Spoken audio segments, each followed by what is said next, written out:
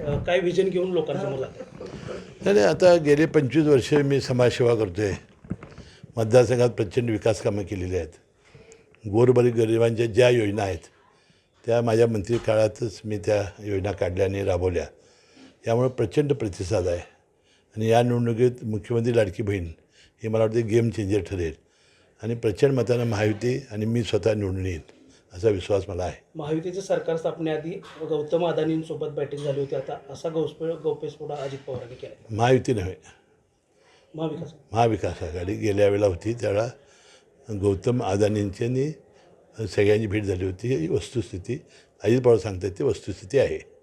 साहेब, विरोधक कारखान्यासंदर्भात आपल्यावर आरोप करत आहेत की सरसेनापती संताजी घोरपडे कारखान्याचा अहवाल दाखवा, मी निवडणुकीतून मागावी. ते खाजगी कारखाना ना, तो काय सहकारी कारखाना नाही. सहकारी कारखाना शाहू कारखाना आहे.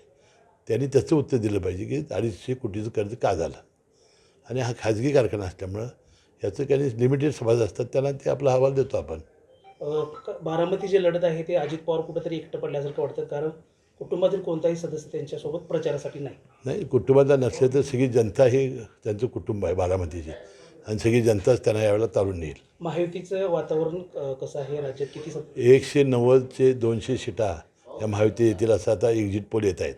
कागल विधानसभेतून आपण किती मताधिक्य? 1 लाख मताधिक्याने. महत्त्वाच्या दिग्गज नेत्यांची कोणाची सभा होणार आहे का या आठवड्याभरामध्ये? नाही, आता विरोधींचं मला काही माहिती नाही, पण आमच्याकडे प्रफुल्लभाई पटेल हे शेवटच्या सभेला कागलला 17 तारखेला येतील. त्यानंतर ते शिंदे कोण आहेत, सयाजी शिंदे हे गडिंग्लज आणि उत्तूरच्या सभेला येणार आहेत आणि अमोल मिटकरी आमचे 3 स्टार प्रचारक येणार आहेत. चला. थँक्यू.